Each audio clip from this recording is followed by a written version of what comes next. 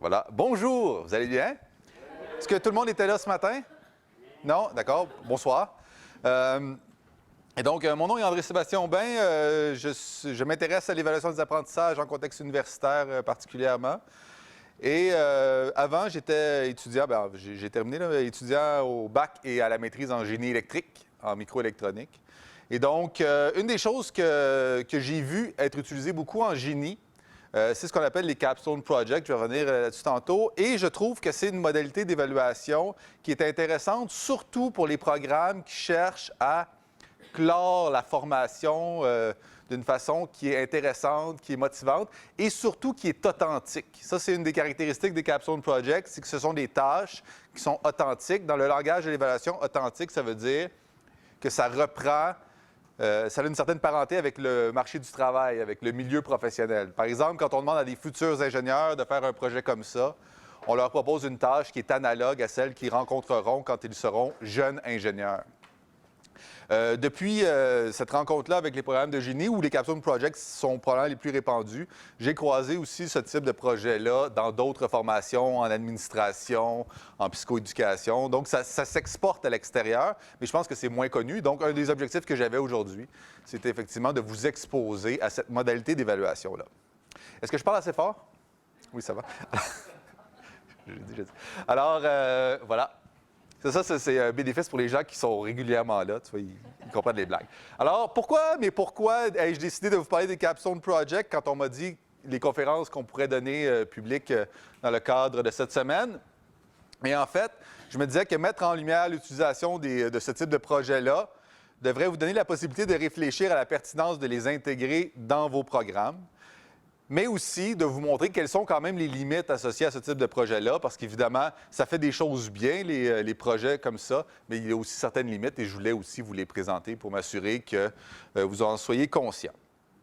Donc, concrètement, qu'est-ce que c'est qu'un projet, souvent je les appelle un projet de fin de bac? C'est une tâche qui est utilisée à la fin d'une formation pour permettre à l'étudiante ou à l'étudiant de mettre en œuvre différentes connaissances déclaratives, procédurales et conditionnelles, remontons à une typologie qui date, qu'il a acquise durant son parcours. Ce projet agit habituellement comme tremplin vers le marché du travail. Pourquoi c'est à la fin des formations? Mais c'est souvent parce que c'est la dernière chose que l'étudiant va faire avant de pouvoir arriver sur le marché du travail, et de réussir ce type de projet-là va permettre à l'étudiant de confirmer qu'il est apte à passer à la prochaine étape sur le marché du travail, et aussi va permettre de confirmer de faire que le programme peut confirmer qu'il est effectivement apte à diplômer. Ça va? Est-ce qu'il y a des mots là-dedans qui vous laissent perplexes? Parce que je sais que... Hein? Conditionnel, une connaissance conditionnelle, c'est une connaissance sur quand utiliser une procédure. Donc, on peut connaître la procédure, mais pas savoir à quel moment il est opportun ou efficace de l'utiliser. Donc, conditionnel, est-ce que c'est une bonne définition, Christian?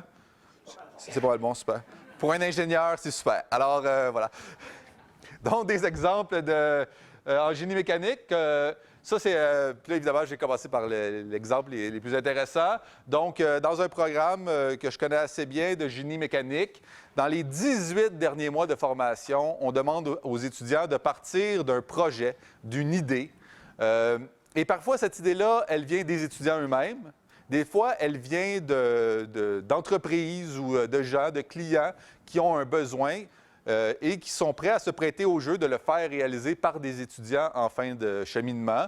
Évidemment, pourquoi je dis qu'ils sont prêts à jouer le jeu, c'est que souvent, c'est moins cher de le faire par des étudiants, mais il y a tous les risques associés avec le produit, dans le sens que ce ne sont pas des experts, et aussi le temps, parce que souvent, c'est un temps long, le temps de conception avec des étudiants, puisqu'ils font d'autres choses. Mais vous voyez ici un premier exemple, c'est le projet Épervier. Ils ont créé un petit avion qui vole. Il y avait une autre photo où il volait. J'aurais pu vous montrer celle-là aussi. Donc, ils ont vraiment créé un petit avion qui avait, vous voyez, ça c'est le code pour signifier qu'il est immatriculé au Canada. Donc, c'est vraiment un vrai avion. Dans ce cas-ci, l'objectif, c'était de faire un vélo en bambou. Donc, on voulait réaliser un vélo qui permettait de transporter des gens, mais qui était en bambou, donc une ressource qui est renouvelable. Et ici, finalement, c'était une espèce de bajol, une espèce de véhicule tout-terrain. Les étudiants voulaient réaliser ça, et celui-là, il est électrique. Donc, c'était sa particularité à ce projet-là. Et donc, les étudiants sont vraiment partis au mois zéro en disant quel projet voulons-nous faire? Et là, ils ont déterminé l'ampleur du projet. Et là, peut-être vous avez vu, même si c'est dans le même programme, l'ampleur des projets n'est pas tout à fait la même. Faire un avion versus faire un vélo en bambou, ce n'est pas la même ampleur. Et vu que le temps est fixe, ce qui va varier dans ce programme-là par rapport à l'ampleur, c'est le nombre de personnes dans l'équipe. Donc, dans ce projet-là, on a moins d'étudiants, alors qu'ici, ils étaient une vingtaine d'étudiants à réaliser ce projet-là, parce que l'ampleur est grande. Ça va? Donc, voilà. Et je ne l'ai pas dit, mais ce sont des étudiants qui terminent l'équivalent de la licence, donc, ou leur diplôme d'ingénieur. Donc, ça donnerait... c'est le premier diplôme universitaire au Québec. Et donc, voilà. Ils ont à peu près, entre les finissants, à peu près 21 ans, 22 ans. Voilà. Donc, un autre exemple en informatique, donc j'ai trouvé ça dans un article extrêmement intéressant où on présente, puis là, je vais vous faire de la traduction simultanée. Donc, nous voulions savoir comment les équipes d'étudiants pouvaient appliquer la méthode Scrum. Je ne vais pas parler de ça du tout, mais c'est une méthode qui ressemble à Agile, là, qui est utilisée en sciences informatiques. C'est une méthode pour gérer des projets. Et là, on demande à des étudiants d'utiliser cette méthode-là qui est utilisée dans le monde professionnel. Dans le cadre de leur projet, on voulait savoir s'il y avait une différence dans l'utilisation de cette procédure Scrum-là entre les équipes qui performaient bien et moins bien. Il y avait 16 équipes d'étudiants d'à peu près 7 à 9 personnes à qui on a d'abord enseigné la méthodologie Scrum et ensuite on a demandé de l'utiliser. Et finalement, nous voulions que les étudiants l'utilisent afin de faire un projet qui était demandé par un client industriel externe. Donc là, c'est vraiment une demande, c'est en sciences informatiques. En génie informatique, ça, c'est... tantôt, je vous ai montré une image de génie mécanique. Moi, je suis souvent fâché contre les ingénieurs mécaniques parce qu'ils font des voitures. Tu sais, ils ont travaillé 18 mois, là, ça fait une voiture. Moi, je suis en microélectronique, je travaille 18 mois, ça fait quelque chose que je peux même pas vous montrer à cette distance-là. Là. Donc, en informatique, c'est la même chose. J'aurais pu vous montrer des lignes de code, là, c'eût été fort inintéressant. Mais c'est un projet qui a pris aussi ça. Et là, ce que je trouvais intéressant dans ce projet-là en informatique, c'est que non seulement le projet est demandé par un client, donc c'est un projet qui est authentique, mais de plus, non seulement on enseigne le projet, mais aussi la méthodologie, une méthodologie qui pourrait être utile dans le cadre de leur travail futur. En psychoéducation, c'est un peu différent. Donc, on est plus en sciences sociales. Donc, au terme de la formation, on invite chaque étudiante ou chaque étudiant à participer à une simulation, qui est une rencontre typique entre un psychoéducateur. Un psychoéducateur, au Québec, c'est un peu particulier. Là. Ça, c'est entre un psychologue et un travailleur social, mais qui s'intéresse plus à l'écosystème de la personne plutôt qu'à juste la personne comme les psychologues pourraient faire. Est-ce que ma définition est bonne, Christian? Ah, d'accord, super. Alors, tout ça pour dire que... je suis désolé, on est vraiment jeudi soir. Voilà. Et donc, effectivement, cette tâche-là ouvre la porte vers la maîtrise dans le sens que c'est une obligation de réaliser cette tâche-là pour être admis à la maîtrise. Et là, vraiment, pourquoi c'est un projet... La rencontre elle-même est courte, mais la préparation de cette rencontre-là se passe sur tout un trimestre, en fait. Donc, on prépare différents cas. Et là, on fait vraiment comme s'il était un thérapeute. Donc, c'est une simulation. Je trouve ça intéressant parce que ça change un peu l'optique qu'on peut avoir. J'ai trouvé un autre projet aussi. Celui en psychoéducation, je le connais bien, mais celui, j'avais travaillé à son établissement il y a quelques années. En administration des affaires, là, on demande effectivement aux étudiants en administration des affaires, donc qui terminent aussi le premier cycle, donc la licence en administration des affaires, d'appliquer les connaissances et les habiletés qu'ils ont appris à travers le programme. Habituellement, un projet peut être utilisé dans un cas qui sera utilisé lors de leur emploi. Désolé pour la traduction simultanée. Nous demandons aux étudiants de défendre leurs propositions et de faire des modifications finales basées sur la rétroaction et les différents éléments soulevés par leurs enseignants après un comité. Et ça, c'est intéressant parce que dans l'évaluation des capstone projects, on va souvent avoir cet aspect-là où, devant l'ampleur du travail qui a été fait par les étudiants, on va demander pas à un seul enseignant d'évaluer, mais à un comité, ou même des fois, c'est un comité d'experts. Donc, on va demander à des gens, par exemple, de réels ingénieurs ou de réels psychoéducateurs de venir évaluer aussi la performance des étudiants. Et voilà. Et donc, on leur demande, dans ce cas-ci, puis c'est un des aspects, c'est que c'est une remise, c'est un rapport, c'est un document que l'on fait, une proposition d'affaires que l'on fait. Donc, ce n'est pas nécessairement une voiture, un capstone project. Ça peut être aussi, ça peut avoir une forme plus classique en contexte universitaire, comme des feuilles brochées ensemble. Voilà. Donc, maintenant qu'on a présenté toute une variété désolé, de Capstone Project, comment on peut résumer finalement qu'est-ce que c'est? Quand dans ma thèse, ça c'est tiré de ma thèse, quand j'avais fait ça, j'avais trouvé une définition assez large qui permettait de regrouper différentes activités, mais de les regrouper ensemble. Voilà, je recommence. Activité de plus de 7 semaines, habituellement réalisée en équipe par les étudiantes et les étudiants.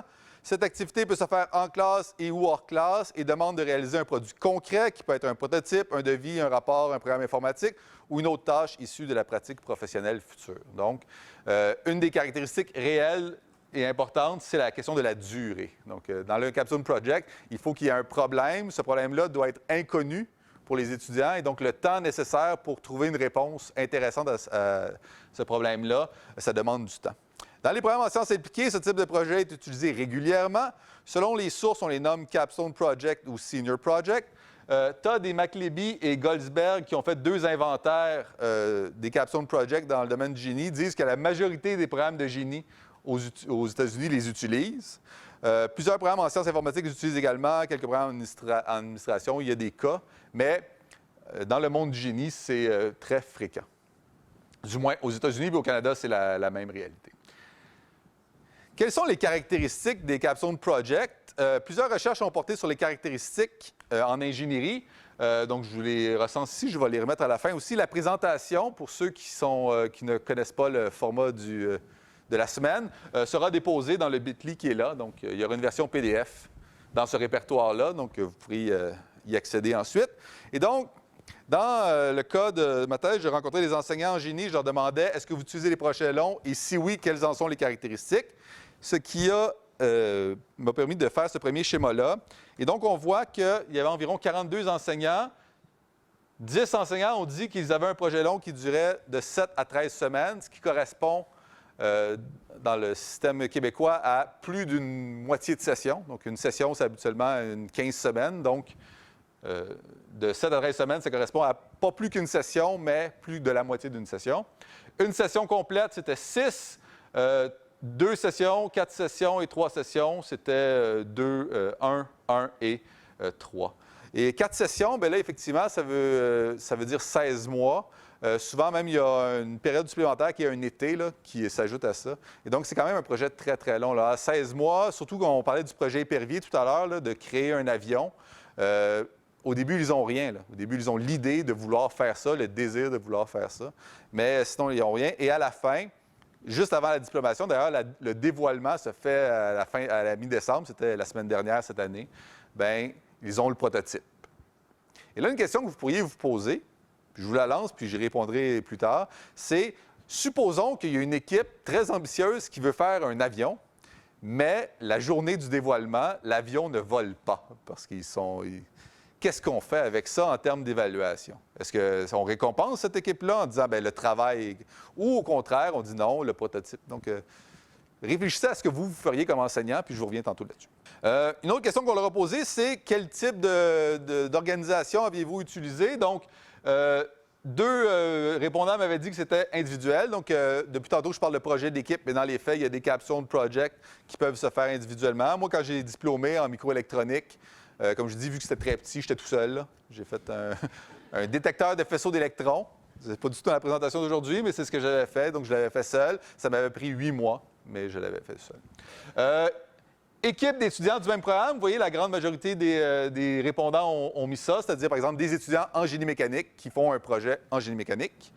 Une autre organisation qui était existante, c'est des étudiants de programmes différents, donc des étudiants de génie. Donc, par exemple, pour faire certains projets, comme on a vu tantôt, bien, il y a besoin d'étudiants en génie électrique pour le tableau de bord, pour les différents instruments.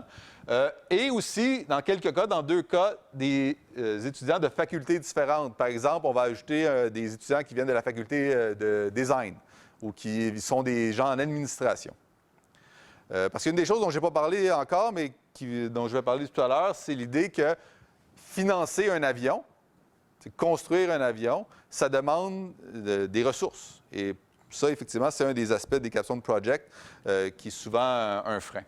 Surtout dans les programmes où ça demande quelque chose. Écrire en administration, écrire quelque chose, il peut y avoir des coûts, mais c'est quand même moins prohibitif. Ensuite, les aspects touchés par les projets, et moi, ça, je trouve que c'est un des aspects les plus intéressants des Capstone Project, puisque souvent, quand on pense aux études de génie, on pense beaucoup aux aspects techniques, hein, développer la capacité de faire de la conception, de faire des plans, de faire des trucs comme ça. Mais il y a tout un aspect de soft skill qui existe dans les programmes en génie, et souvent, dans les projets comme ça, on va revoir ces aspects-là. Par exemple, le travail en équipe. Comme je vous ai dit, si on est 20 personnes qui font un avion, bien, il faut trouver une façon de collaborer efficacement pour en arriver au bout. C'est presque une mini-entreprise rendue à ce nombre-là. La question de santé et sécurité, évidemment, ça dépend des domaines, mais ça peut être présent s'il y a des dangers liés, par exemple, à la manipulation. Les capacités de présenter oralement. Et là, présenter oralement, c'est intéressant parce que dans certains projets, on doit présenter devant l'enseignant ou devant une équipe d'enseignants, mais on a souvent à présenter devant un évaluateur externe, le fameux client qui nous a demandé de réaliser un projet ou la personne qu'on va voir pour, par exemple, nous prêter, souvent, ce n'est pas de l'argent qu'on va emprunter, mais on va emprunter des services. On va demander à une entreprise de nous donner des moyens de faire, par exemple, des techniques d'usinage, donc de couper des matériaux composites. Et donc, il faut vouloir présenter aussi devant ces gens-là pour pouvoir vendre notre idée, vendre notre produit. Planification de projet et gestion de temps, ça prend beaucoup de place aussi. La question d'optimisation, donc une fois qu'on a l'idée, qu'on a fait une conception initiale, comment on fait pour passer à la version 2, à la version 3 de notre projet. La question d'éthique en ingénierie. Donc, qu'est-ce qu'on a le droit de faire? Puis là, il y a une question qui est intéressante dans les projets de conception, puis ça s'applique aussi en informatique. Mais supposons qu'on est en train de créer un logiciel et qu'on a besoin d'avoir une fonction lambda là, pour le logiciel. Et si je la trouve quelque part, cette fonction-là qui existe, par exemple dans un site web, est-ce que j'ai le droit de juste reprendre la fonction, le code, puis de le copier dans mon truc? Et ça, souvent dans les cours, c'est flottant, mais dans le projet de conception, c'est important de bien expliquer d'où viennent les choses, de ne pas s'approprier intellectuellement quelque chose qui ne nous appartient pas. Et la question d'élaboration des spécifications techniques, là, on est plus dans les aspects techniques. Créativité et génération de concepts. Hein, au départ, de l'idée initiale de faire un avion, il peut y avoir 1000 idées qui émergent. Laquelle on retient, laquelle est la plus plausible, laquelle est la plus facile. Et comme je disais tantôt, les aspects financiers. Donc, oui. C'est le nombre de personnes. Il y avait 42 répondants qui ont coché. Les enseignants ont dit qu'ils évaluaient ces aspects-là dans les projets.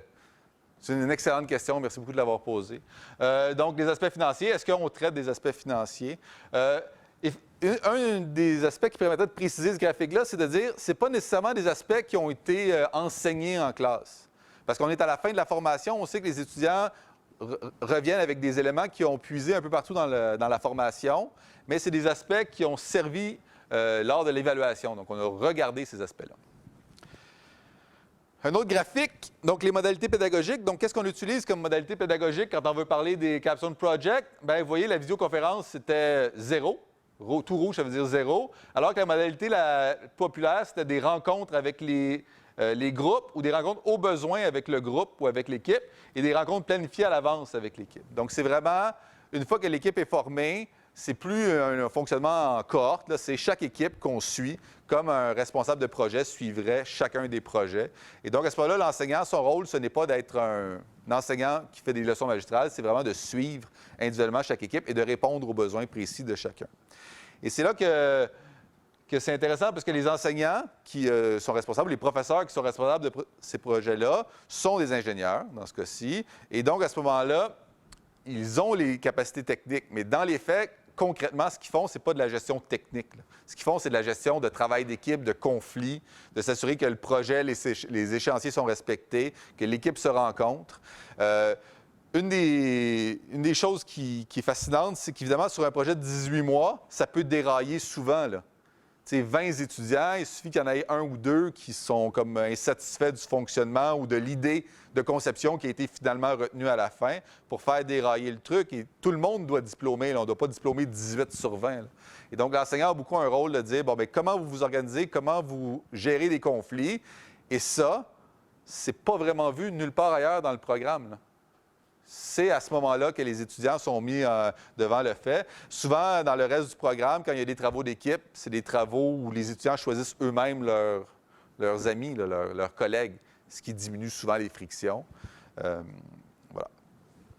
Donc, voilà. Donc, sinon, il y a d'autres modalités, mais effectivement, les rencontres avec l'équipe, c'est les modalités les plus fréquentes. En termes d'évaluation des apprentissages, quelles sont les modalités qu'on retient? Bien, l'exposé magistral. Donc, on va présenter effectivement, les étudiants vont devoir présenter leur projet. On va demander aussi quelques études de cas. Il y a des consultations individuelles. Donc, parfois, ça va être on va faire l'évaluation en rencontrant pas chaque équipe, mais chaque membre de l'équipe. Donc, ça, on ne le fait pas souvent parce qu'évidemment, ça demande beaucoup de temps, mais on va le faire à certains moments importants. Dans le projet de 18 mois, par exemple, on va le faire à chaque fin de 4 mois. On va rencontrer chacun des étudiants. Et non seulement on va lui demander de discuter de si ça va bien, mais il y a aussi, il doit avoir un journal de bord qu'on suit, qu'on commente. Et on dit, bien ça, les autres membres de l'équipe posent cette question-là, je te la relance, qu'est-ce que tu en penses? Puis là, il y a un journal de bord qui doit assurer le suivi. Parce que comme je vous dis, quand on a un travail à l'intérieur d'un cours de 4 mois, où le travail d'équipe déraille, bon, d'accord, ça peut arriver, mais si c'est 18 mois, là, la distance qui peut se prendre entre l'équipe et la personne, c'est vraiment immense. Voilà. J'avais aussi fait des entrevues avec certains professeurs pour vous montrer la distinction qu'il peut y avoir entre différents projets. Donc, le premier professeur, c'est un professeur de plus de 10 ans d'expérience qui était dans un département que j'ai anonymisé ici. C'est un projet de bac sur 3 ou 4 trimestres, puis qu'en fait, il y a un trimestre d'alternance de stage. Est-ce qu'on le compte, est-ce qu'on ne le compte pas? Parce qu'il est là, mais dans les faits, les étudiants ne travaillent pas sur le projet durant ce trimestre-là. Projet réalisé par des équipes de 7 à 12 étudiants. Modalité d'évaluation, donc de quoi on se sert pour déterminer où sont rendus les étudiants. Un cahier de laboratoire, des rencontres individuelles, des rencontres d'équipe, un rapport de conception, une présentation de conception et l'évaluation périodique par les pairs. L'évaluation par les pairs, vous savez ce que c'est. Donc, c'est de demander aux autres membres de l'équipe de dire comment va l'équipe. Et encore là, ce qui est intéressant dans l'évaluation par les pairs, quand on regarde concrètement ce qu'on demande, il n'y a rien de technique là-dedans. C'est pas « avez-vous choisi le bon logiciel de conception pour faire… » C'est vraiment le fonctionnement de l'équipe, l'avancement du projet, c'est ce qui est mis de l'avant. Ce qui est assez différent d'un cours de mécanique, là, où on va demander de calculer des forces. Là, on est rendu à la fin, c'est plus ça qu'on demande. Le deuxième personne, c'est dans un autre département. Lui, c'était plutôt un chargé de cours. Un chargé de cours, c'est l'équivalent d'un maître de conférence, non? À peu près? Non? Maître d'enseignement? C'est quoi? D'accord. Chargé d'enseignement, d'accord. Donc, c'est quelqu'un qui n'a pas le statut de professeur, mais qui enseigne à l'université. Résumons ça ici. Lui, c'est un projet de 5e session sur 8. C'est un projet qui est sur un trimestre. Donc, le projet, plutôt que d'être sur plusieurs sessions, il est sur 4 mois. C'est des équipes de 5 ou 6 étudiants. Et lui, il utilise des modalités d'évaluation qui sont un peu différentes. Donc, 4 rapports intermédiaires. Donc, on s'en va vers un projet final. On demande d'avoir des dépôts au fur et à mesure que le projet avance. Un rapport final, une présentation orale de l'équipe du projet et finalement, une validation. Je l'ai mis entre guillemets, là, parce que c'est les termes de la personne, de l'interviewé, le mot validation. Dans le monde de l'évaluation, ça a un autre sens. Mais on vérifie si le projet fonctionne. Okay, donc, dans ce cas-ci, c'était des robots. Là. Donc, est-ce que le robot a fait les choses qu'il est supposé faire rendu à la fin de…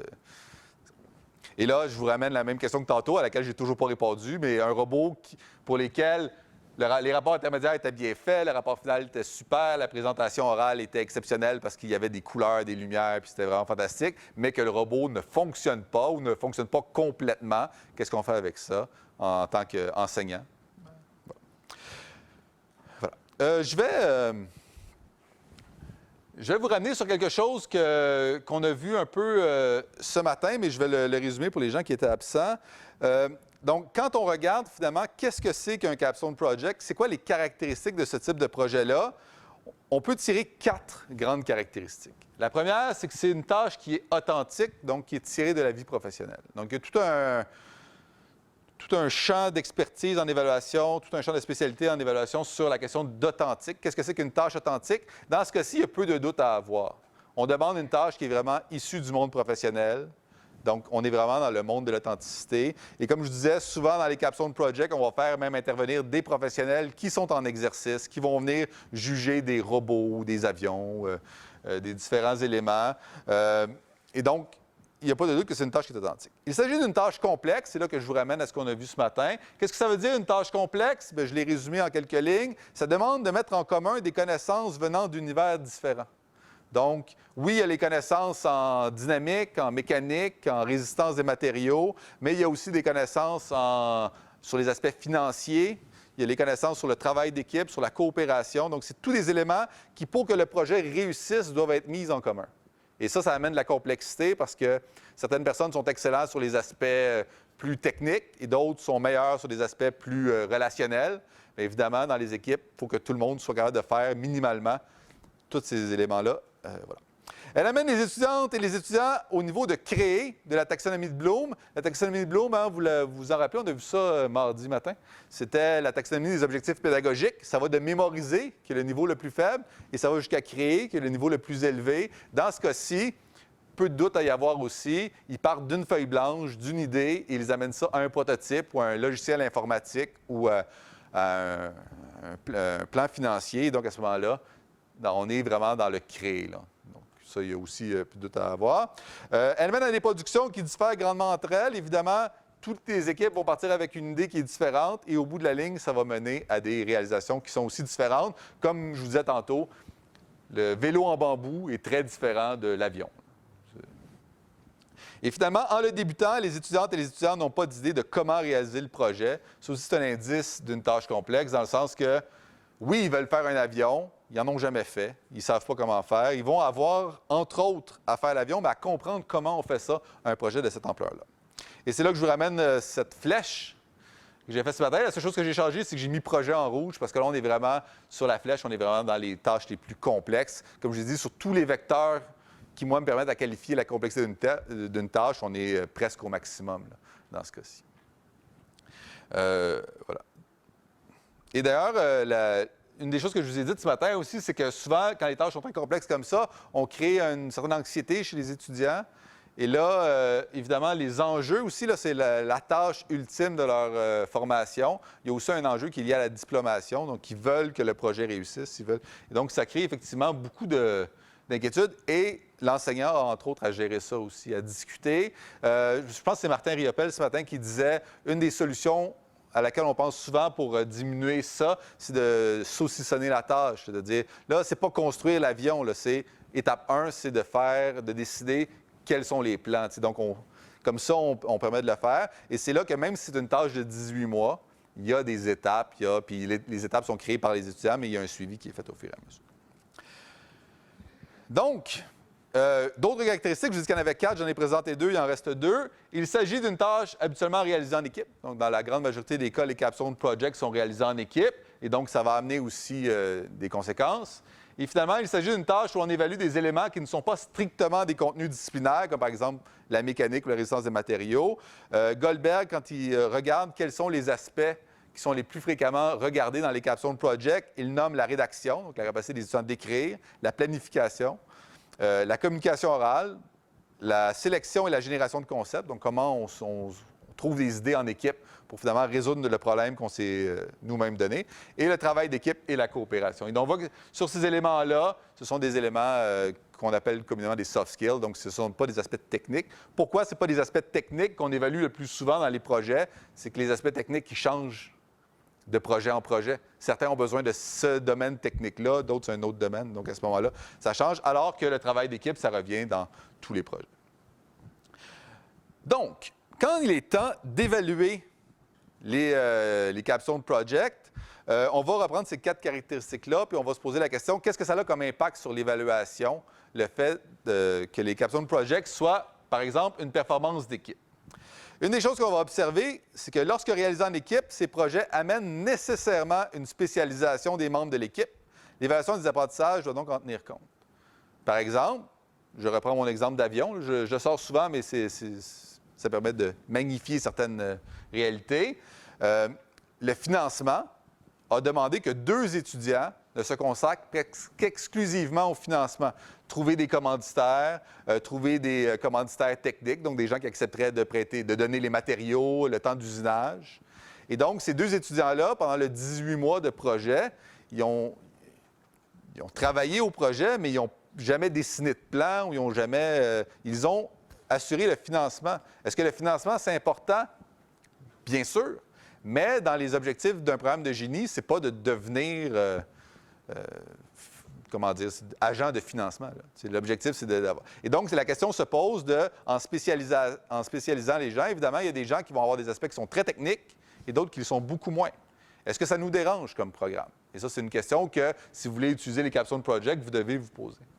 La durée nous amène aussi à mettre en place des modalités de suivi des équipes. Et là, comme je vous ai dit, il ne faut pas que ça déraille, donc il faut les suivre souvent. Il faut leur donner des modalités de résolution de problèmes, parce que même si ce sont des adultes, dans les faits, ils ont souvent travaillé en mode scolaire dans des équipes qui étaient de leur choix, ce qui diminue habituellement. Je ne dis pas que ça évite les conflits, mais ça les diminue habituellement, ça les atténue, ou du moins, ça nous les rend invisibles à nous, enseignants, parce qu'il ne viendra pas... Tu sais, nous, je ne sais pas nous, mais quand j'étais en génie, puis qu'il y avait un peu de brouhaha dans un travail d'équipe, pas dans un projet long, mais dans un projet court, bien souvent, 6 bières, ça réglait le problème. Là, le conflit était réglé, on passait au prochain. Alors que sur 18 mois, bien là, c'est plus difficile d'avoir cette solution-là. Ça fait des équipes plus moins fonctionnelles.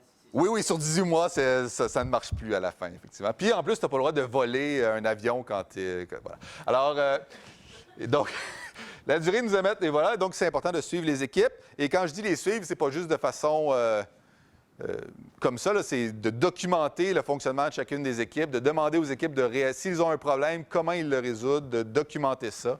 Et là, ça devient effectivement une grande partie de la tâche des enseignants.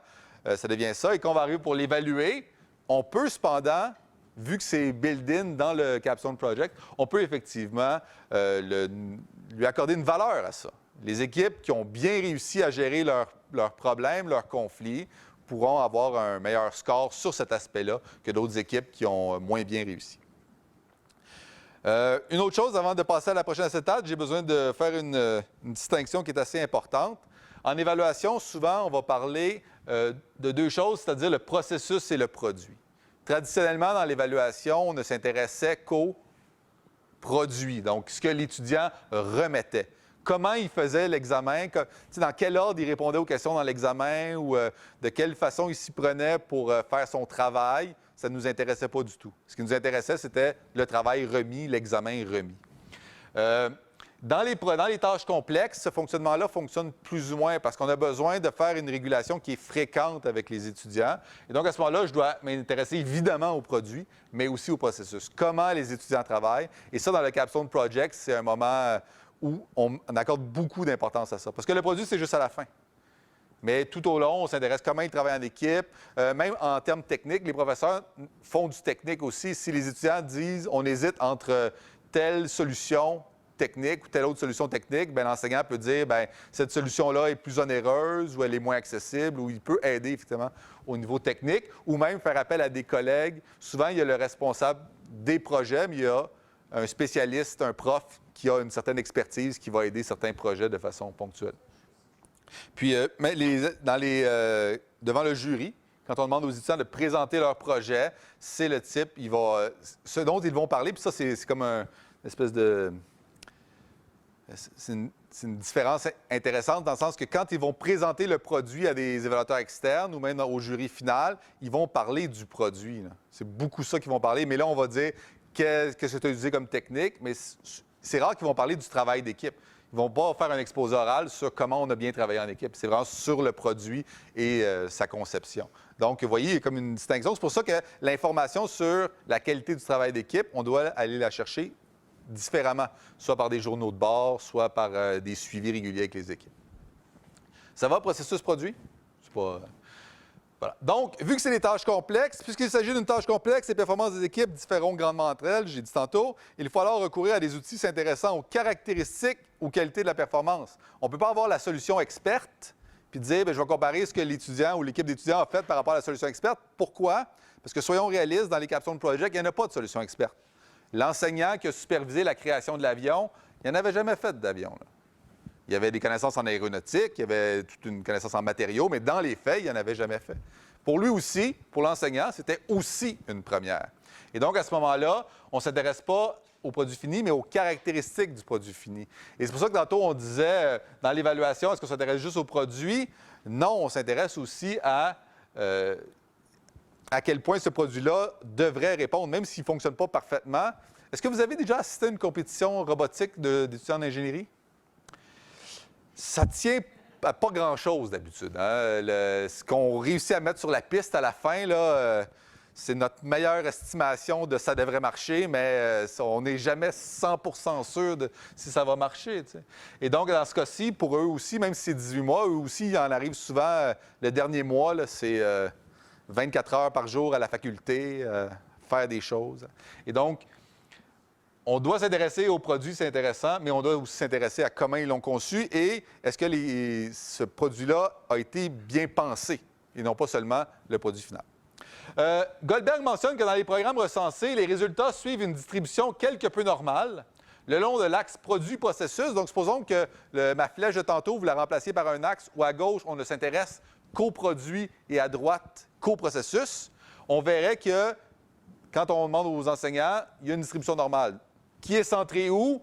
Entre équilibré, donc autant d'intérêt sur le produit que le processus, avec un léger accent sur le processus. Donc, ce que ça veut dire concrètement, c'est qu'on s'intéresse plus au processus, un petit peu plus au processus, qu'on s'intéresse au produit. Et les raisons, comme je vous disais, c'est vrai en robotique, mais c'est vrai en informatique aussi.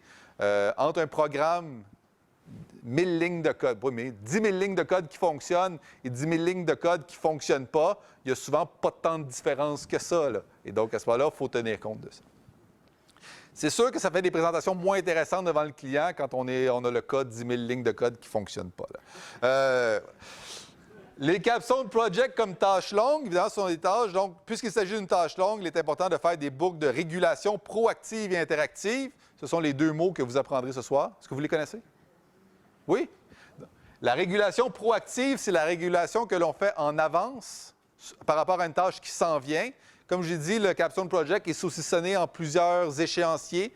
Et donc, l'enseignant, sachant que certaines tâches s'en viennent, il va préparer les étudiants en leur disant, là, bientôt, ça va être telle étape.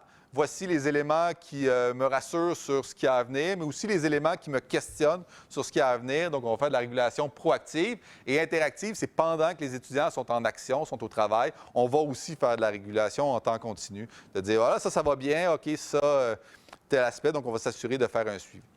Quand, évidemment, il y a des rapports, vous vous rappelez tantôt, il y avait des rapports intermédiaires, donc là, il va y avoir une régulation rétroactive sur le rapport qui va aussi être remise.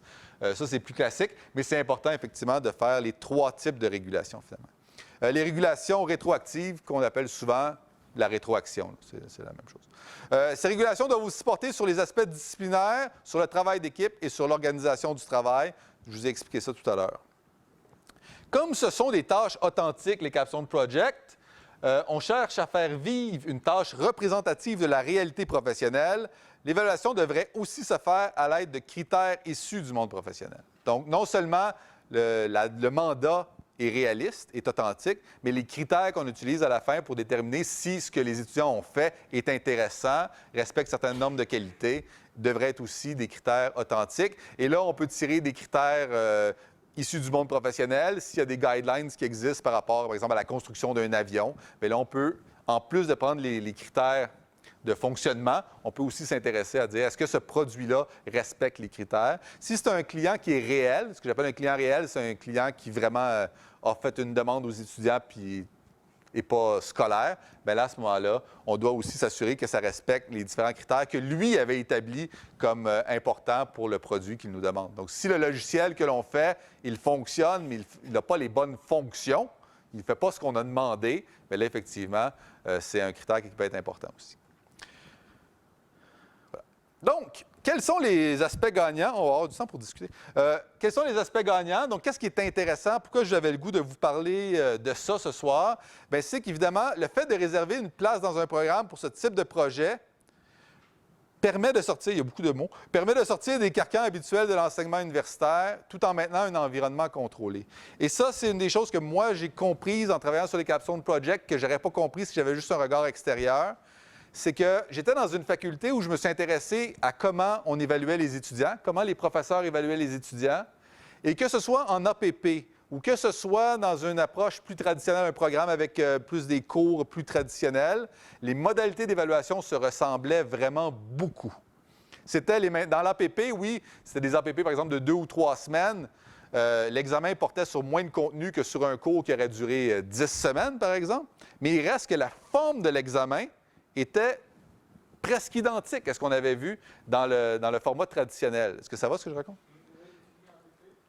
L'apprentissage par projet. En génie, c'est utilisé aussi pour... on demande... c'est comme un projet long, mais plutôt que d'être sur 18 mois, c'est sur 3 semaines. Donc, tu as une petite...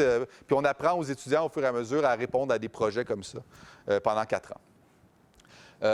Le seul moment où, dans cette faculté-là, j'ai vu vraiment des modalités d'évaluation qui sortaient des modalités traditionnelles, c'est dans le cas des Capstone Project.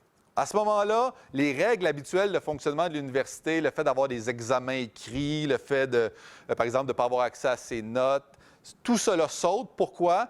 Parce que là, on tombe dans un monde semi-professionnel, dans un monde qui est plus authentique. Et donc là, c'est plus est-ce que tu es capable d'étudier pendant 72 heures pour répondre à des questions dans un examen, c'est est-ce que tu es capable de concevoir un logiciel pour aider les personnes vieillissantes, par exemple. Là, et donc, à ce moment-là, dans ce cas-là, les modalités d'évaluation sont complètement différentes, sont plus complexes, sont plus authentiques. Et c'est pour ça que les Capstone Project me semblent un levier intéressant pour dire, si on veut changer les modalités d'évaluation, mais qu'on garde le même carcan de fonctionnement des programmes, c'est très difficile. Alors que si on change les règles du jeu, en disant maintenant, ce ne sont plus les règles de l'école qui s'appliquent, mais ce sont les règles plus proches du monde du travail, bien à ce moment-là, on est capable de changer les modalités d'évaluation et ça passe mieux pour tout le monde, pour les enseignants, pour les étudiants. Cependant, on maintient un environnement contrôlé parce qu'on pourrait dire, OK, mais à ce moment-là, envoyons-les en stage. Demandons d'aller faire des stages professionnels. Le problème avec les méthodes de stage, c'est que souvent, c'est un étudiant dans un milieu. Et là, effectivement, ce pairage-là, un étudiant, un milieu, bien souvent, c'est très différent d'un étudiant à l'autre. Fait que d'essayer de comparer les stages puis les étudiants. Et d'ailleurs, au Québec, dans l'évaluation des stages, souvent, on évalue des choses assez... on ne va pas dans le très précis, là. On dit « ça va-tu bien? » Oui, ça va bien. Et donc, ça, parce que c'est très difficile de comparer deux étudiants, parce que c'est deux étudiants différents dans deux milieux différents. C'est le fameux festival de films où il y a 100 juges qui vont voir chacun un film. Quel est le meilleur film? Bien, c'est le juge qui est le plus fort qui va gagner, là, parce qu'aucun juge a vu tous les films et est capable de déterminer lequel est réellement le meilleur film. Vous aviez déjà entendu l'analogie des 100 juges dans 100 films? Non? D'accord. C'est la deuxième chose que vous rapporterez chez vous ce soir. Alors, les étudiantes et les étudiants réalisent une réelle expérience à présenter à des employeurs potentiels. Tout à fait. Tu as fait un avion durant ton bac. C'est sûr que tu vas mettre ça dans ton CV où il n'y a rien à mettre parce que tu es un nouvel ingénieur. Tu vas pouvoir dire « Ah, j'ai fait ça à l'école, mais j'ai aussi fait un avion. » Ça me semble que ça... Je sais pas. Ça me semble que... Moi, être un employeur, je dirais... Oui, c'est assez gagnant. La motivation des étudiantes et des étudiants à réaliser un projet de A à Z est souvent grande. J'ai tiré une citation. La plupart des étudiants sont très motivés de faire le cours, c'est le fameux cours de Capstone, à cause de sa nature concrète et vise le plus haut résultat, la meilleure note. Cependant, pour certains étudiants pour qui le cours est obligatoire, certains sont là uniquement pour réussir le cours, donc réussir minimalement le cours. Et donc, à ce moment-là, c'est pas magique, mais ça permet que si c'est toi qui voulais faire un avion, bien, c'est sûr que ta motivation à réaliser ce projet-là va te permettre de passer toutes les heures, puisque j'ai dit 18 mois, mais ce n'est pas des semaines de 5 heures, c'est un gros 18 mois. Surtout le dernier 4 mois, c'est presque du temps plein sur la réalisation du prototype. Le temps nécessaire, donc les éléments à surveiller, le temps nécessaire pour détecter un problème de dysfonctionnement grave peut mettre en péril la complétion du projet. C'est pour ça qu'il faut être très à l'affût des dysfonctionnements d'équipe. J'ai déjà vu des gens... Nous, au Québec, on ne crie pas beaucoup. T'sais, entre collègues, ce n'est pas quelque chose qui est dans notre... ça n'arrive jamais, en fait. Là. OK? Ça n'arrive jamais. Non?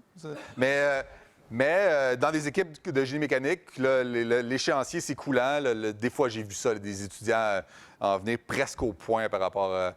Pourquoi? Parce que il y a les enjeux sont élevés, la fatigue est élevée aussi. Et donc, à ce moment-là, ça fait des milieux. Et donc, c'est pour ça qu'il faut être important de désamorcer ça avant même que ça ne survienne.